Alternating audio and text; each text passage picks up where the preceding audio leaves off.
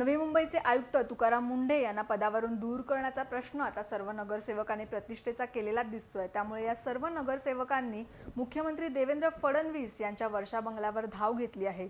परंतु मुख्यमंत्र्यांनी मात्र कोणत्याही नगरसेवकांना अद्यापही भेट दिली नसल्याचे समजते आहे। तुकाराम मुंढे यांच्या विरोधात अविश्वास ठराव संमत केला, परंतु असे असले तरी मुख्यमंत्र्यांकडून कुठेतरी त्यांना अभय दिले जात असल्याच्या चर्चा देखील राजकारणात रंगत होत्या।